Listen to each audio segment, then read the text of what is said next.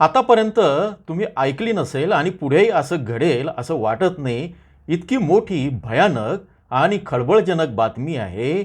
आणि ती म्हणजे कांदा उत्पादक शेतकऱ्यांचे बाजारभाव भोंदू बाबा अशोक खरातने व्यापाऱ्यांच्या आणि अधिकारी आणि राजकारण्यांच्या मदतीने कसे पाडले.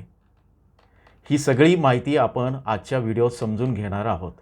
यासाठी मागचे अनेक दिवस आपण प्रयत्न करत आहोत, काही कागदपत्र जमा केलेली आहे आणि ही कागदपत्र केवळ या 2-4 दिवसांची नाही आहेत. या अशोक खरातला अटक झाल्याच्या नंतरची अनेक वर्षांपासून ही जमवलेली आहे आणि त्या आधारावर हा व्हिडिओ आपण करत आहोत.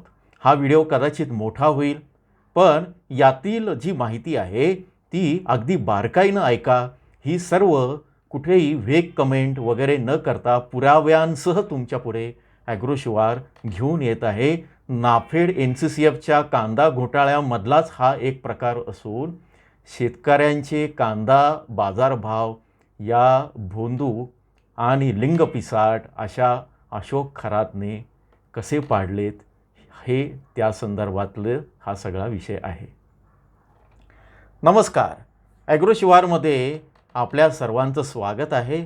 आज आहे 25 मार्च 2026. खरं तर या व्हिडिओमध्ये या माणसाचं नाव घ्यायला पण लाज वाटते. म्हणजे राग येण्यापैकी ऐवजी याची किळस वाटते. म्हणजे गटारामधनं काही किडे असतात ते सुद्धा चांगले असतात, पण ही माणूस म्हणजे ही एवढी घाण आहे तर याची तुम्हालाही किळस वाटत असणार. आणि यानं केवळ घोटाळेच केलेले नाही आहेत, जमिनीचे घोटाळे केले नाही किंवा मनी लॉन्ड्रिंगचे केले नाही, तर अगदी लहान लहान मुली किंवा त्यांनाही सोडलं नाही या संदर्भातल्या बातम्या तुम्हाला ऐकायला मिळत आहेत. पण आता हा गडी कांद्यामध्ये सुद्धा त्यानं कांद्याच्या शेतकऱ्यांना सोडलं नाही, मका शेतकऱ्यांना सोडलं नाही आणि सोयाबीन शेतकऱ्यांना पण सोडलेलं नाही. यानं फार्मर प्रोड्युसर कंपनीच्या माध्यमातून तिथंही घोटाळे केले. आणि घोटाळे तरी किती असावे तो थोडका नव्हे, 80 कोटी 100 कोटी याच्याही पेक्षा जास्त मोठा घोटाळा आहे. हा घोटाळा करताना कागदपत्रांची पूर्ण वाताहत केलेली आहे. आणि विशेष म्हणजे सरकारी अधिकारी, ते महाराष्ट्र शासनातील असतील, मंत्रालयात असतील, कोणी नेते असतील, यांनी नियमबाह्य काम करून याच्या कंपनीला काम दिलेलं आहे. हे सगळं आपण तपशीलवार बघणार आहोत. मागच्या 5-6 दिवसांपासून तुम्हाला अशोक खरात आणि हे नाव आता माहिती झालेलं आहे. हा भोंदू कॅप्टन आणि याला किती घाणेरड्या उपमा द्याव्या हे आता तुम्हीच या कॉमेंटमध्ये करून सांगावं. तर या माणसानं कांद्याच्या संदर्भात सुद्धा घोटाळा केलेला आहे. नाफेडचा कांदा बाजारात येतो आणि बाजारभाव पडतात अशी एक अवई किंवा असं एक नॅरेटिव्ह सेट केलं जातं. मग नाफेडचा एक ट्रक कांदा जरी आला तरी बाजारभाव देशभरात पडतात, राज्यात पडतात, लासलगाव पिंपळगावचे पडतात. पण प्रत्यक्ष या नाफेडच्या खरेदीमध्ये व्यापारीच आहेत किंवा व्यापारी असतात हे सिद्ध झालेलं आहे. आणि आज एका महत्त्वाच्या उच्चस्तरीय बैठकीत राज्याच्या मुख्यमंत्र्यांनी माननीय देवेंद्र फडणवीस यांनी या व्यापाऱ्यांचा समाचार घेऊ, त्यांच्यावर कारवाई करू असे निर्देश दिलेले आहेत. आता हेच पक्कं झालेलं आहे, सिद्ध झालं आहे की व्यापारी या नाफेडच्या घोटाळ्यात आहे आणि व्यापारीच या घोटाळ्याच्या आडून कांद्याचे बाजारभाव पाडतात. मात्र सगळेच व्यापारी नाही, काही अपवाद पण आहे. आता हे खरातचं प्रकरण काय आहे, त्याची कंपनी कुठली, त्याचे नावं कुठले, त्याचे सहकारी कोण आहेत आणि या FPOमध्ये कुठल्या कंपन्या आहे, त्यांना कशी कामं मिळाली, हे सगळं आपण त्याचा जो काही त्याची कुंडली, म्हणजे तो म्हणायचा ना की आम्ही सगळं भविष्य कळतो, तर या भविष्य कळणाऱ्या नालायक माणसाची कुंडली आपण आज बघणार आहोत. माफ करा या शब्दाबद्दल. तर खरातच्या कंपनीचं नाव आहे की ज्या कंपनीत त्याची बायको पण आहे, दोघांची नावं संचालक म्हणून आहे. त्याच्या कंपनीचं नाव आहे Shri Venkatesh farmer producer company limited. ही कंपनी स्थापन जेव्हा झाली होती, याची स्थापना तारीख आहे ती साधारणपणे 2000, माझ्याकडे नावं आहे, मी थोडंसं 7/12/2021ला फार्मर प्रोड्युसर कंपनी लॉच्या अंतर्गत ही कंपनी स्थापन झालेली आहे. याचा CIN नंबर पण आहे. याचं स्टेटस ॲक्टिव्ह आहे ई फायलिंगमध्ये. आता या कंपनीमध्ये खरातची एंट्री कधी झाली तर अशोक कुमार एकनाथ खरात या नावानं त्यानं हे केलेलं आहे. मी हे सगळे पॉईंट वाचून दाखवणार की जेणेकरून तुम्हाला पुरावे ते समजतील. 7/11/22 अशोक कुमार एकनाथ खरात यांची या लिंग पिसाट साहेबांची बुवाची इथे एंट्री झालेली आहे संचालक म्हणून, आणि त्याची पत्नी कल्पना अशोक कुमार खरात 7/11/2022. तुम्हाला लक्षात आलं असेल का किंवा तुम्हाला जसं माहिती आहे की 22-23मध्येच कांद्याच्या घोटाळ्याच्या बातम्या यायला लागल्या. साधारण 23च्या रब्बी हंगामामध्ये एक यादी व्हायरल झाली होती नाफेडची. ते नाफेडच्याच काही कर्मचाऱ्यांनी केली होती. तर त्या यादीनुसार अनेक कंपन्यांचे किंवा प्रोड्युसर कंपन्या कसा घोटाळा करतात त्याचं बिंग फुटलं. त्यामध्ये या व्यंकटेश्वराची पण माहिती होती. ते पण आपण पुढे पाहणार आहोत. आता मिळालेल्या एका कार्यकर्त्यांनी असं म्हटलं आहे की ही अशोक खरातची कंपनी 70 कोटींची उलाढाल केली पण नफा फक्त 8,000 दाखवलेला आहे.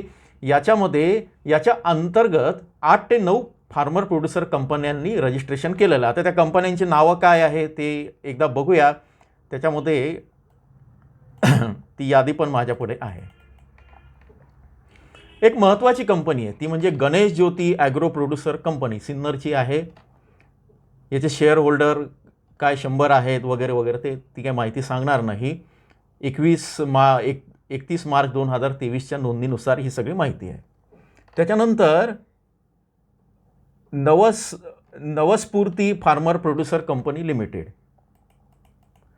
इथे खरातची एंट्री कशी झाली ते पण सांगेन. आणि आणखी जे तुमच्या परिचयाचं नाव आहे Ishanyeshwar farmer producer company limited, Sandeep Narayan Pathare, Gopinath Waliba Awhad हे कंपनीचं नाव आहे.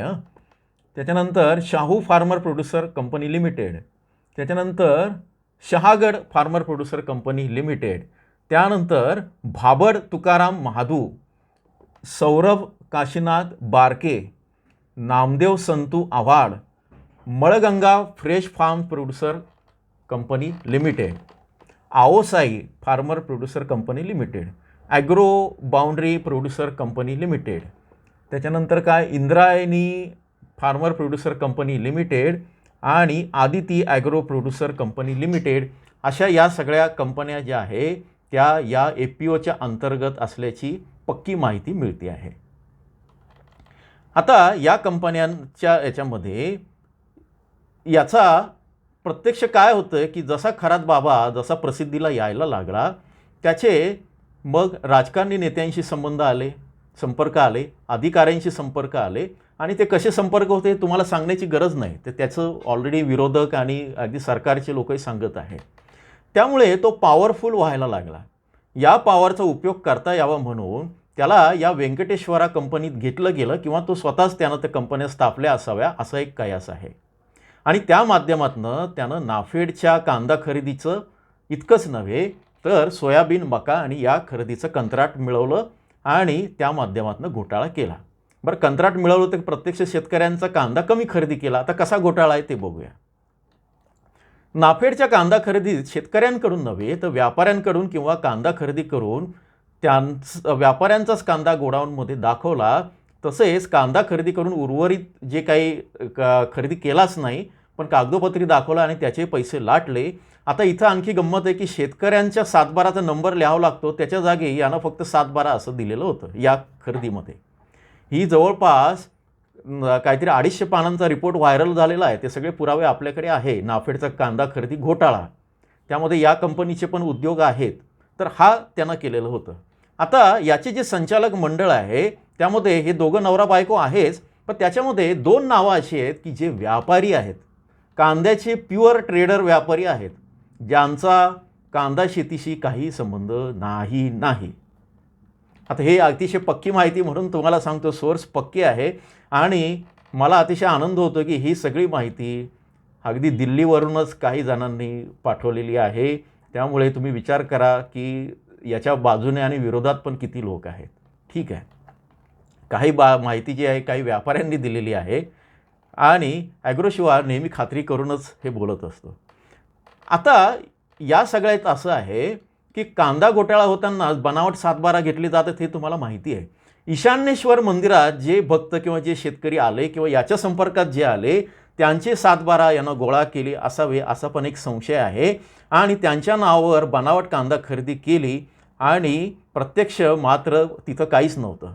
काही 7/12 मागे आपल्या हातात लागले होते. त्याच्यामध्ये मनोज जरांगे पाटील हा फार मोठा माणूस आहे, शेतकरी आणि मराठा समाजाचे आंदोलनकर्ते आहे. त्यांच्या काही कार्यकर्त्यांनी हा घोटाळा काढला होता आणि त्या जरांगे पाटलांच्या त्या कार्यकर्त्यांना धन्यवाद द्यायला पाहिजे. अतिशय सुशिक्षित कार्यकर्ते होते, वकील वगैरे डॉक्टर असे कार्यकर्ते आहेत. त्यांनी हे 7/12 काढले आणि या 7/12मध्ये काही जण प्रत्यक्ष जाऊन आले त्या ठिकाणी. 7/12मध्ये नोंदणी आहे द्राक्षाची, सोयाबीनची किंवा तिथं काहीच लागवड किंवा पीक पेराच नाही आहे. प्रत्यक्ष जेव्हा ठिकाणावर गेले तेव्हा द्राक्षाचं बाग आहे. पण या नाफेडच्या या लिस्टमध्ये सिन्नरमध्ये कांदा खरेदी जेव्हा झाली त्यावेळेस मात्र तिथे कांदा दाखवला आहे त्या शेतकऱ्याच्या नावापुढे. हे सगळे पुरावे आहेत, उपलब्ध आहेत, काळजी करायचं कारण नाही. तर या पद्धतीनं हा अशोक खरात आणि त्याचे बगलबच्चे, त्याचे पिल्लावळ ही सगळे भ्रष्टाचार करत असतील अशी शंका आहे आणि करत होते असं आता निदर्शनास आलेलं आहे. आता या अशोक खरातची पोहोच कितनी दूर आहे, हा काय करायचा, एक केंद्रातल्या एक फार मोठा बडा मंत्री आहे, केंद्रीय मंत्री, हा सगळ्यांसोबत फोटो काढायचा. म्हणजे प्रत्यक्ष तो मंत्री याच्या नादी लागो न लागो हा जाऊन भेटायचा, फोटो काढायचा आणि हा फोटो याच्या कांदा उत्पादक फेडरेशनच्या सगळ्या व्हॉट्सअप स्टेटसला ठेवला जायचा. त्यामुळे हा नाफेडचे अधिकारी असेल, NCCFच्या अधिकारी असेल, मंत्रालयात असेल, त्या याच्यावर त्या फोटोच्या माध्यमातून दबाव आणायचा, प्रभाव पाडायचा, इम्प्रेशन पाडायचा आणि हाताशी मंत्री, हाताशी नेते, हाताशी IAS IPS अधिकारी, सचिव उपसचिव असे तर होतीच ना, अशी सगळी पिल्लावळ, ही सगळी भ्रष्टाचार मंडळी जी अधिकारी मंडळी ती पण होतीच. या सगळ्यांचा वापर करून तो नाफेडचं कॉन्ट्रॅक्ट मिळवायचा. आता याच्या कंपनीला बॅन केलेलं आहे. याची जी प्रोड्युसर कंपनी होती व्यंकटेश्वर, याला बॅन केलं. ते कसं आहे ते आपण बघूया. यंदा रब्बी 24-25 साली जी यादी प्रसिद्ध झाली, NCCFनं तर वर्तमानपत्रात दिली होती, नाफेडनं पण वर्तमानपत्रात दिली होती की नाफेडच्या कांदा खरेदी केंद्र कुठली. तर त्यामध्ये सिन्नरमध्ये 2 कांदा खरेदी केंद्र जी मिळाली ती या खरातच्या कंपन्यांना मिळालेली होती. एक होतं व्यंकटेश्वरा आणि दुसरं होतं गणेश ज्योती. आता यांची कपॅसिटी काय दाखवली होती, यांनी 6200 टनांची कपॅसिटी होती आणि हे गोडाऊन कुठं होतं, मानोरी तालुका सिन्नर. आणि दुसरं होतं गणेश ज्योती, सुरेगाव तालुका सिन्नर. इथे 5000 टनांची क्षमता कांद्याची दाखवली होती. यंदा नाफेड NCCFनं काय केलं, तर एकाच ठिकाणी किंवा 1 किलोमीटर 2 किलोमीटरच्या परिसरात ज्या शेतकरी कंपन्यांची किंवा शेतकरी उत्पादक कंपन्यांची गोडाऊन क्षमता, कांदा साठवण्याची क्षमता 5000 किंवा त्यापेक्षा जास्त असेल त्यांनाच हे मिळेल. पण आता कुठल्या शेतकऱ्याकडे किंवा कुठल्या खरंच जे ओरिजिनल जेन्युइन शेतकरी आहे त्यांच्याकडे 5000 क्षमतेचं किंवा 5000 मेट्रिक टन म्हणतोय, 5000 किलोचं नाही, गोडाऊन असेल. मग अशा या खरातसारखे ज्या गोष्टी माणसं आहेत त्यांच्याकडे होते, कारण त्यांना व्यापारी जोडलेले आहेत. या सगळ्यांचे अक्षांश रेखांशासह माहिती आपल्याकडे आहे. तर या जाहिरातीमध्ये अतिशय सन्मानानं याचं नाव छापलं होतं. विचार करा काय लेवलचं असेल. आता खरातची कार्यपद्धती ती जाणून घेऊ. खरात आपल्या कंपनीसाठी दिल्ली मुंबईत मंत्रालयीन स्तरावर दबाव टाकायचा, फोन करायचा स्वतः. सध्या सिन्नरच्या शेतकऱ्यांमध्ये आणि कांदा व्यापाऱ्यांमध्ये अशी चर्चा आहे की खरात आणि त्याच्याशी संबंधित फार्मर प्रोड्युसर कंपन्या जे व्हॉट्सअप स्टेटसला आहे ते मी सांगितलेलं आहे, यामध्ये दिल्ली आणि मुंबईतल्या किंवा राज्यातल्या मंत्र्यांशी अधिकाऱ्यांशी संबंध होते तेही सांगितलं होतं आहे. आता खरातचा जो सध्या एक सहकारी पकडला गेला आहे, त्याचे 2-3 सहकारी पकडले गेले. आता असं सांगतात की हा खरातसाठी मंत्रालयामध्ये दलाल्या करायचा आणि या कंपन्यांचं जे काही असेल त्यांना कंत्राटं मिळवून देणं वगैरे अशा बऱ्याच गोष्टी हा करायचा, अशी चर्चा आता त्या सिन्नर परिसरामध्ये आहे. राज्यातील एका मंत्र्याचं नाव या ईशान्येश्वर मंदिराला निधी देण्यावरनं सध्या विरोधक जोरात घेत आहे. तुम्हाला माहिती आहे, मला इथं काय ते नाव घेऊन काही हे करायचं नाही आहे. हा मंत्री वेगळ्या विभागात होता. नंतर हा मंत्री खरेदीच्या संदर्भात किंवा हमीभाव खरेदीच्या संदर्भातल्या खात्याशी निगडीत आला आणि तो आल्याबरोबर बॅन केलेली जी खरातची कंपनी होती तिला सोयाबीनचं किंवा ज्याला राज्य नोडल एजन्सी म्हणून किंवा जी असते तिचं इंग्रजी नाव मी विसरलो, की खरेदी महाराष्ट्र राज्य स्टेट लेवल एजन्सी SLA म्हणून मान्यता दिली आणि त्यानं केवळ कांद्यातच नाही तर सोयाबीन आणि मक्यामध्ये घोटाळा केला, खरेदीचं ते कंत्राट मिळवलं आणि ते बाजारभाव पाडले. आता मधल्या काळामध्ये कांद्याचा घोटाळा जेव्हा बाहेर आला त्यावेळेस नाफेडचे जे संचालक आहे त्यांनी मोठा गाजावाजात करत मुंबई दिल्ली सगळ्या पत्रकारांना एक प्रेस नोट पाठवली आणि गव्हर्नमेंटने पण जाहीर केलं की आम्ही 15 कंपन्यांना, घोटाळेबाज कंपन्यांना ब्लॅकलिस्टेड करतो आहे. आता या कंपन्यांची नावं माझ्याकडे आहे, तर त्याच्यामध्ये या भोंदू बाबाचं किंवा लिंग पिसाट बाबाच्या कंपनीचं नाव नव्हतं, नसणार आहे. आता पुढे काय होईल मला माहीत नाही. तर हे नाव नाही, या 15 कंपन्यांची नावं आता मी वाचून दाखवत नाही, माझ्याकडे ते आहे. आता काळ्या यादीत का या कंपन्या टाकल्या होत्या? नाफेड NCC सोबत संगनमत करून कांदा खरेदीत मोठा घोटाळा. प्रत्यक्ष कांदा खरेदी न करता फक्त 20 ते 25% खरेदी करून नफा लाटला. सरकारला देण्याचा कांदा परत न करता खुल्या बाजारात विकून टाकला. सरकारी पैशांचा गैरवापर आणि कराराचे उल्लंघन. सुमारे 20,000 कोटींपेक्षा जास्त आर्थिक गैरव्यवहाराचा संशय. करारानुसार परतावा किंवा स्टॉक न दिल्यामुळे फसवणूक स्पष्ट. पुरावे समोर आल्यानंतर केंद्र सरकारने तातडीने व्यवहार बंद करून ब्लॅकलिस्टची कारवाई केली. याच्यामध्ये खराची कंपनी नव्हती. आता या कंपनीचे काय घोटाळे ते तुम्हाला सांगतो. श्री व्यंकटेश फार्मर्स प्रोड्युसर कंपनीला काम कसे मिळाले आणि त्याच्यावर काय आरोप होते किंवा त्यांनी काय घोटाळे केले ते बघूया. नोडल एजन्सी आणि पणन मंडळाचे काय आदेश होते ते बघूया. 16 फेब्रुवारी 2024ला शासन आदेशानुसार हमीभाव खरेदीसाठी नोडल संस्थांची छाननी अनिवार्य होती. सहकार आणि पणन विभागाने असे स्पष्ट केलं होतं की फक्त पात्र, सक्षम आणि आर्थिकदृष्ट्या सक्षम संस्थांनाच कामं द्यावे, कारण घोटाळे होतात. संस्थांकडे सोयीसुविधा, प्रशिक्षित मनुष्यबळ आणि आर्थिक क्षमता असणे आवश्यक होते. पण या संदर्भात पणन मंडळाने ऑडिट आणि कागदपत्रांच्या आधारे कंपन्यांची सखोल छाननी केली. 3 वर्षांचा ऑडिट रिपोर्ट जो क्लिअर असणं आवश्यक होतं. पण आता याची कंपनी का नाकारली गेली? या बुवाची 3 वर्षांचे ऑडिट रिपोर्ट यानं सादर केले नाही. शेतकऱ्यांच्या नोंदीमध्ये अपूर्ण आणि चुकीची माहिती होती. म्हणजे शेतकऱ्यांची नावच नाहीत ज्यांच्याकडनं खरेदी केली. त्यात 7/12च्या जागी फक्त 7/12 नाव टाकलं. शासनाच्या GR मधील आर्थिक क्षमता आणि पारदर्शकतेच्या अटी पूर्ण नाहीत. त्यामुळे पणन मंडळाने हमीभाव खरेदीसाठी अपात्र ठरवले. नंतर पणन मंत्री बदलले आणि त्याच काळामध्ये असं सांगतात की बराच आर्थिक व्यवहार झाले. त्याचे आरोपही अनेक शेतकरी संघटना आणि विरोधी नेत्यांनी केलेले आहे. ते मी इथं परत हे करणार नाही. आणि यातनं काय काय अटी होते या GRनुसार? नोंदणी प्रमाणपत्र, पॅन टॅन सभासद यादी अनिवार्य. 3 वर्षाचे ऑडिट, आर्थिक हिशोब करणे बंधनकारक. 3 वर्षांचा अनुभव, आर्थिक क्षमता आवश्यक. पण खरात तर आत्ताच त्यांनी कंपनी स्थापन केली होती 22मध्ये. त्यामुळे 3 वर्षांचं हे कसं देणार? तरीसुद्धा खरादला कांदा खरेदीचं काम मिळालं. शासनाने ज्या कंपन्या नाकारल्या त्याच कंपन्यांनी नाफेडमार्फत कांदा खरेदी केली. त्याच्यामध्ये हे व्यंकटेश्वरा नाव होतं. आणखी 2-3 कंपन्या आहे, पण त्यामध्ये खरादच्या कंपनीचं नाव नेहमी अग्रक्रमानं राहिलेलं आहे. त्यामुळे नोडल एजन्सी आणि पणन मंडळाच्या निर्णयाला बगल दिली. पात्रता नसताना खरेदीमध्ये सहभाग नोंदवला. केवळ कांदाच नव्हे तर सोयाबीन, मक्याच्या सुद्धा. आणि या सगळ्या याच्यामध्ये प्रत्यक्ष कांदा खरेदी झालीच नाही आणि नोंदी दाखवणे, 1000 टन खरेदी दाखवून गैरव्यवहार केले, असा सगळा आरोप आहे. आता विचार करा कोण आणि कसं कुठल्या लेवलला ही जी घाण आहे घोटाळ्याची. महिलांना तर त्यांनी हे केलेलंच आहे. तो फार वाईट प्रकार केलेला आहे महिलांसोबत. पण याच्यामध्ये त्याला साथ देणारे व्यापारी आहे आणि हेच व्यापारी तुमच्या माझ्यासमोर येऊन ओरडणार की कांद्याचे भाव पाडले हो नाफेडनं. पण व्यापारी बुवांनो, जे यांच्यासोबत असलेले तुमचे किती गोडाऊन आहेत आणि तुम्ही कशी हे दिली ते पण लोकांना सांगा, शेतकऱ्यांना, की बाबा खरादसोबत मी व्यापारी अमुक खरादसोबत माझं पार्टनरशिप होती किंवा खरादचा वापर करून मीच कांद्याचे भाव बुडवले. आता कांद्याचा घोटाळा कसा झाला आणि तुमचे कांद्याचे बाजारभाव कसे पडतात ते बघूया. म्हणजे तुम्हाला काय वाटेल की बाबा हे काय हेडिंग दिलं आणि या संदर्भात. नाफेडचा कांदा बाजारात आल्याच्या अफवा पसरवल्या जातात.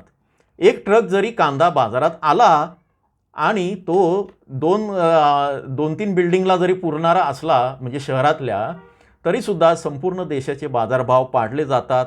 प्रत्यक्षात नाफेड आणि NCCFच्या खरेदीमध्ये व्यापारीचं असतात, अनेकदा फ्रंटला असतात, अनेक व्यापाऱ्यांच्या APO आहेत, अनेक व्यापारी हे संचालक आहे, अनेक व्यापारी हे बाहेरून पाठिंबा देतात, अनेक व्यापारी खरातसारख्या लोकांना सोबत घेतात. पुढे हेच व्यापारी शेतकऱ्यांचे भाव पाडण्यासाठी नाफेडच्या पदरात लपतात आणि कांद्याचे भाव पाडतात. जो लिंगपिसाट खरात आहे त्याच्या कंपनीनेही अशाच व्यापाऱ्यांचा आधार घेतला. त्याच्या कंपनीमध्ये सुद्धा व्यापाऱ्यांचा सहभाग आहे. शेतकऱ्यांकडनं कांदा खरेदीच केला नाही, म्हणजे शेतकऱ्यांचं तिथं नुकसान झालं आणि कागदोपत्री कांदा दाखवल्याचा आरोप कंपनीवर आहे. नाफेड पणन यंत्रणा यांच्यासह अनेक नेत्यांचा आशीर्वाद आहे आणि बुवाबाजीचे कवच घालून तो यातनं सही सलामत सुटला. आणि यातून जो सगळा गाजावाजा केला त्यामध्ये काही माध्यमं पण आहेत, तेही तुम्हाला सांगतो. माध्यमांना माहिती नाही आपला वापर केला आहे. काही माध्यमांनी अगदी ठेवलेले माध्यम आहेत, ठेवलेला हा शब्द घाणेरडा आहे. तर त्यांना माहीत नाही आपण बुवा खरातसाठी काम करत होतो, तर त्यांनी या सगळ्या आरडाओरडामध्ये पाठिंबा दिला. नाफेडचा कांदाला भाव पडले, नाफेडचा कांदाला भाव पडले, शेतकऱ्यांचं नुकसान होणार. आणि हे जे माध्यमं, ही जी सगळी घाण या सगळ्या घोटाळेबाजांची आणि या ढोंगी बाबाची, या सगळ्यातनं शेतकऱ्यांच्या कांद्याचे भाव गेले 2 वर्ष पडत आहेत. त्याला या लोकांचा अतिशय मोठा सहभाग आहे. आता शेतकऱ्यांचे जे कैवारी आहेत ते गायब आहेत सध्या, ते गायब आहेत, ते दिसणार नाहीत. आणि हा बाबा समोर आल्यापासून, याला अटक केल्यापासून हे जे APOचे संचालक आहेत, सदस्य आहेत, ते सुद्धा गायब आहे. अनेकांनी नाशिक सिन्नर सोडलेलं आहे, अनेकांनी महाराष्ट्र सोडलं आहे आणि अनेकांनी फोन बंद करून ठेवलेले आहेत. हे पण तुम्ही समजून घ्या.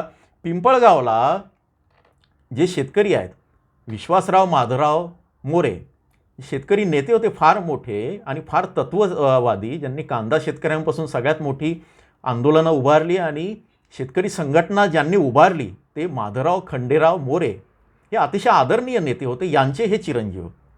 तर यांनी या कांदा घोटाळ्यामध्ये व्यापाऱ्यांचं, अनेक घटकांचा सहभाग कसा आहे, सुमारे 2000 लोकांचा किंवा 2000 घटकांचा या कांदा घोटाळ्यामध्ये सहभाग आहे नाफेड NCCFच्या. आणि त्यातून बाजारभावावर कसा परिणाम होतो आणि हा सुमारे 20,000 कोटींचा घोटाळा आहे अनेक वर्षांचा. या संदर्भात माननीय मुंबई उच्च न्यायालयामध्ये एक पिटिशन दाखल केलेली आहे, त्याची सुनावणी चालू आहे. पण आता सध्याची स्थिती काय आहे की उपविभागीय पोलीस अधिकाऱ्यांमार्फत जो 17 जानेवारी 2026ला रिपोर्ट द्यायला पाहिजे होता माननीय न्यायालयाच्या आदेशानुसार, तो रिपोर्ट संबंधित अधिकाऱ्यांनी दिलेला नाही असं समजतंय. त्यामुळे हे प्रकरण थंड बस्त्यात आहे आणि याच्याशी पण पुन्हा भोंदू बाबा, अशोक खरात आणि त्याची पिल्लावळ, त्याचे बगलबच्चे, त्याचे आका, त्याचे आशीर्वाद घेणारे किंवा त्याचं तीर्थ घेणारे जे कोणी असतील, नेते मंडळी, मंत्रिमंडळ किंवा काय असं जे आरोप असेल, आम्ही तर असे आरोप नाही करत. आमच्या हिशोबाने तर सगळे देवाचे अवतार आहेत मंत्रिमंडळातले आणि सगळे चांगले आहेत, पण असं विरोधक करत आहेत. तर त्या आरोपानुसार ते जे लाभार्थी आहेत त्यांनी हे प्रकरण दाबलंय का उच्च न्यायालयात सुद्धा किंवा उच्च न्यायालयाच्या याच्यामध्ये, अशी पण शंका काही ठिकाणी व्यक्त होत आहे. ॲग्रो शिवारला माननीय उच्च न्यायालय आणि न्यायावर पूर्ण विश्वास आहे आणि येणाऱ्या काळामध्ये हे प्रकरण ते तडीसला लावतील आणि शेतकऱ्यांना न्याय मिळेल असं वाटतं आणि पूर्ण आदर पण आहे. पण ज्या चर्चा आहे त्या मी तुमच्या पुढे मांडलेल्या आहे. आता कांदा घोटाळ्याबाबत माननीय मुख्यमंत्री आज 25 तारखेच्या बैठकीत काय म्हणतायत आणि व्यापारी कांदा घोटाळा कसा करतायत ते बघूया. ही बातमी मी लिहिलेली आहे. आजच ती कांद्याची बैठक झाली, कांद्याच्या संदर्भात बैठक झाली आणि त्यांनी काही निर्देश पण दिले. मुख्यमंत्री देवेंद्र फडणवीस असे म्हणाले की कांदा व्यापारामध्ये होत असलेले गैरप्रकार रोखणे आणि कांद्याचे निर्यात वाढवून कांद्याचे दर स्थिर ठेवणे आदी केंद्र सरकारशी निगडित विषयांबाबत केंद्रीय वाणिज्य मंत्री पियुष गोयल यांच्यासोबत बैठक घेण्यात येईल आणि दीर्घकालीन उपाययोजनाबाबत चर्चा करण्यात येईल. कांद्याचे उत्पादन नक्कीच वाढले आहे. वाढत्या उत्पादनाला बाजारपेठ निर्माण करून देणे गरजेचे आहे. आता व्यापाऱ्यांबद्दल, घोटाळेबाज व्यापाऱ्यांबद्दल ते काय म्हणतायत? मुख्यमंत्री पुढे असं म्हणतात शेतकऱ्यांकडून व्यापारी कांदा घेऊन हा व्यापारीच कांदा नाफेड किंवा अन्य यंत्रणांना विक्री करीत असल्याचे निदर्शनास आलेले आहे, सिद्ध झालेले आहे. या प्रकारामुळे शेतकऱ्यांचे नुकसान होत असून हे कायमस्वरूपी थांबविणे गरजेचे आहे. नाशिक, पुणे, अहिल्यानगर, सोलापूर या कांदा उत्पादक जिल्ह्यांमध्ये क्रॉप डायव्हर्सिफिकेशन करता येईल का याबाबत कांदा समिती जी आहे तिने पडताळणी करावी आणि या सोबतच हे जे व्यापारी किंवा हे भ्रष्टाचारी आहे यांच्यावर कारवाई करण्यासाठी सुद्धा सरकार सकारात्मक आहे. यांच्यावर लवकरच कारवाई होईल असे निर्देश माननीय मुख्यमंत्र्यांनी दिलेले आहेत. आता सगळ्यात शेवटी या भोंदू खरातच्या प्रकरणात काय झालेलं आहे आत्तापर्यंत. भोंदू बाबा अशोक खरात याच्यावर आत्तापर्यंत 8 गुन्हे आहेत. त्यापैकी 7 गुन्हे SITकडे, 1 गुन्हा नाशिक शाखेकडे आहे आणि SIT चौकशी करते आहे. त्यासोबतच आता हा कांदा घोटाळ्याचं पण गुन्हा जोडला जाईल का याची आता आपल्याला उत्सुकता आहे. 29 डिसेंबर 2025ला वावी पोलीस ठाण्यात खडणी प्रकरणापासून याची सुरुवात झाली होती. नीरज जाधव आणि योगेश भालेराव असे दोन, योगेश भालेराव हे महत्त्वाचे साक्षीदार आहे, निलेश जाधव त्याचा सहकारी आहे. 8 महिलांचे 35 व्हिडिओ आढळले आहेत. ते काय व्हिडिओ ते सांगायची गरज नाही. या व्हिडिओ सोबतच जादूटोणा, धार्मिक विधींच्या नावाखाली अश्लील कृत्य आणि बाकी त्यांचे सहकारी आणि त्यांची नावं पण समोर आलेली आहे. नीरज जाधव, योगेश भालेराव, कार चालक, नोकर, मिरगाव फार्मवरील कर्मचारी आणि ईशान्येश्वरचे पुजारी यांची चौकशी सुरू आहे. आरोपीला देशातून बाहेर जाण्यासाठी लुकआउट नोटीस सर्क्युलर जारी केलं होतं. त्यानंतर अनेक गोष्टी घडलेल्या आहेत. रोख रक्कम, त्याच्यानंतर लॅपटॉप, शस्त्र वगैरे हे केलेलं आहे. आता तर नरबळीची पण चर्चा आहे. या संदर्भात आरोपीकडे सुमारे 40 कोटींची मालमत्ता, काही म्हणतात ती 500 कोटींपर्यंत आहे असं पण आहे. 6 पीडितांची ओळख पटलेली आहे, पीडित महिलांची. त्यामध्ये अगदी लहान मुलीसुद्धा त्यानं सोडलेल्या नाही घाणेरड्या माणसानं. आणि आता मुख्यमंत्र्यांनी या संदर्भात विधानसभेत जे वक्तव्य केलं आहे, सखोल निष्पक्ष तपास करून दोषींवर कारवाई केली जाईल आणि महिलांच्या सन्मानासाठी, ज्या महिलांचं नुकसान झालं आहे किंवा ज्यांच्यासोबत गैरप्रकार झालेले आहेत, असं यासाठी हे महत्त्वाचं आहे. त्यांना पाठीशी घातलं जाणार नाही असं मुख्यमंत्री म्हणत आहेत. व्हिडिओ थोडा मोठा आहे पण महत्त्वाचा आहे. आणि आता या सगळ्या याच्यामध्ये जे महत्त्वाचं आहे की भोंदू बाबा हा केवळ महिलांवर अत्याचार करून थांबला नाही, जादूटोणा कायदा आणि त्याचं उल्लंघन करून थांबला नाही, अनेकांचे हजारो लोक, लाखो रुपये, कोट्यवधी रुपये उकळून किंवा लुटून थांबला नाही, तर यानं कांद्याच्या शेतकऱ्यांचं पण नुकसान केलं आहे. आणि या सगळ्या याच्यामध्ये भोंदू बाबांना बळ कोण देतं? भोंदू बाबांना बळ देतात अंधश्रद्धा असणारे लोक. त्यातही जे राजकारणी असतात, जे सत्तेमध्ये असतात किंवा ज्यांच्या ताब्यात पॉवर असते, ज्यांच्या ताब्यात पैसा असतो, ज्यांच्या ताब्यात व्यापार असतो, ज्यांच्या ताब्यात अधिकार असतात, ब्युरोक्रॅट्स असतात, हे लोक अशा थर्ड क्लास घाणेरड्या आणि नालीतल्या किड्यांना बळ देत असतात. पण ते हे लक्षात येत नाही की त्यामुळे शेतकऱ्यांचे कांद्याचे बाजारभाव पडतात. येणाऱ्या काळात जर कुठला व्यापारी जर तुम्हाला म्हणाला की नाफेडच्या कांद्याचा घोटाळा आहे आणि नाफेडच्या कांद्याचा एक ट्रक बाहेर आला आणि त्यामुळे भाव पडले, तर तुम्ही ह्या भोंदू बाबाला आठवून या संदर्भात त्याला प्रश्न विचारा, त्याला जाब विचारा की खरंच असं होतं आहे, होय काय सांगताय, असा प्रश्न जरूर विचारा. जागृत व्हा, सजग व्हा आणि आपल्या हक्कांसाठी वेळप्रसंगी प्रश्न विचारायला लाजू नका. ॲग्रोशिवार हा नेहमीच काय म्हणतात त्याला भीतीच्या, धमक्यांच्या आणि याच्या पलीकडे जाऊन तुम्हाला माहिती देत असतो, अतिशय अचूक, अतिशय स्पष्ट. आणि शेतकऱ्यांचे बाजारभाव वाढावेत आणि शेतकऱ्यांना फायदा व्हावा ही ॲग्रोशिवारची भूमिका आहे. आपण त्याचं विश्लेषणही करत असतो. आम्ही कुठल्याही व्यापाऱ्यांच्या, कुठल्याही यंत्रणेच्या विरोधात नाही, ना कुठल्या सरकारच्या, ना कुठल्या अधिकाऱ्यांच्या. आम्ही शेतकऱ्यांच्या बाजूने आहोत. मात्र जे भ्रष्ट नेते आहेत, भ्रष्ट व्यापारी आहेत, त्यांचा समाचार तर घ्यायलाच पाहिजे आणि ते काम आता तुम्ही अवश्य कराल. तेवढी जागृती ॲग्रोशिवारच्या या सगळ्या याच्यातनं तुमच्यात आलेली आहे असं समजायला हरकत नाही. जोडून राहा. जे चॅनलला नवीन आहे, तुम्हाला हा व्हिडिओ कसा वाटला जरूर प्रतिक्रिया कळवा. थोडा मोठा होतो आहे, सबस्क्राईब करा, लाईक करा, जास्तीत जास्त शेअर करा आणि सावध राहा. येणाऱ्या काळामध्ये तुम्ही नाफेडची जेव्हा खरेदी होईल तेव्हा तुम्ही स्वतः नोंदणी करा. तुम्ही नोंदणी करून तुमचा कांदा दिला नाही किंवा तर तुमच्या जागी दुसरा कोणीतरी बनावट शेतकरी किंवा दाखवून कांदा खरेदी केली जाईल आणि त्यामुळे तुम्हाला नाफेडचे पण चांगले बाजारभाव मिळणार नाही ना बाहेरच्या याच्यातही बाजारभाव मिळतील. नुकसान दोन्ही बाजूने होईल. सावध राहा. कुणालाही आपली कागदपत्र शेअर करू नका आणि येणाऱ्या काळामध्ये यंत्रणेला प्रश्न जरूर विचारा. धन्यवाद.